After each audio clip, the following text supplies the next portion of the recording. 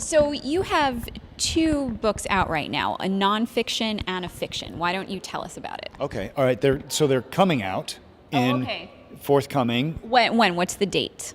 September 23rd, which is not a national holiday, but it may become one in light of this book. Yeah. I'm kidding. I wasn't Should sure. we start over? I wasn't sure. It's called A Deadly Wandering.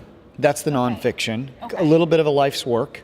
It is the story of a mysterious and deadly car crash that took place in 2006 when a 19-year-old young man crossed the Yellow Divider at about 6:45 in the morning and killed two rocket scientists driving the other direction. Wow. It's a wow. And nobody knew what happened. What followed was a gumshoe criminal investigation. Criminal. Oh. Okay. And a science expedition. And the story of what happened and what really happened in that crash is paired with a study of the science of attention going back to 1850. And all of it is written in narrative nonfiction, ideally gripping and thrilling form. And what ultimately happened was the young man was texting. But he denied it and maybe wasn't even sure that he was, in light of the fact that his brain was divided. And he ultimately became the biggest evangelist in the country against texting and driving. And it's a real, remarkable, true story of tragedy and redemption. So that's A Deadly Wandering.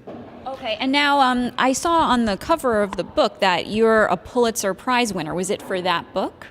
It was not for that book. Okay, for your reporting, for a series for the of New York stories, Times. but that had to do with distracted driving, which this grew from. Oh, I see. Okay. So if you prefer something a little bit lighter, Yeah. in February, which will become a national holiday in light of this book. Should we start over? Is a book called The Doomsday Equation. Completely different fiction. May I tell you its premise? Yes. Okay, here you go. Okay. There's a young man in Silicon Valley, not so young, maybe early 30s, young compared to me. He is I think early 30s is young. So I'm still old. So he's a genius, and he is a jerk. And he has come up with an extraordinary computer program, and this is a bit drawn from reality, that can predict conflict. It brings in all kinds of parameters like stock prices, demographics, changes to the weather, and it can predict the outbreak of a conflict.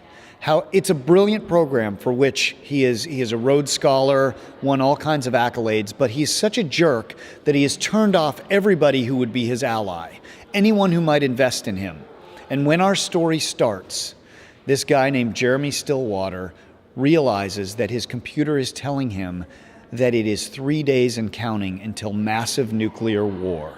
Wow. But no one will believe him because he has become such an outcast. And so Jeremy must save the world, understand what is happening, and determine foremost whether his computer is right or is he's merely being duped by the many enemies he's made. The Doomsday Equation. That sounds really interesting. Now, is it told from his point of view? That is a third-person story. Okay. Much of the fiction previously has been first-person for a variety of reasons, but this one I decided to try third-person, so we will see. Oh, very cool. Wow, it sounds really interesting. I hope you think so after you've read it. Yeah, I'll let you know. I hope there's not I'll a reach out to you. disconnect between sounds interesting before, that was not so interesting, but we'll see. Yeah, well, thanks so much for speaking with us. Thank you for having me. Appreciate it, Jessica.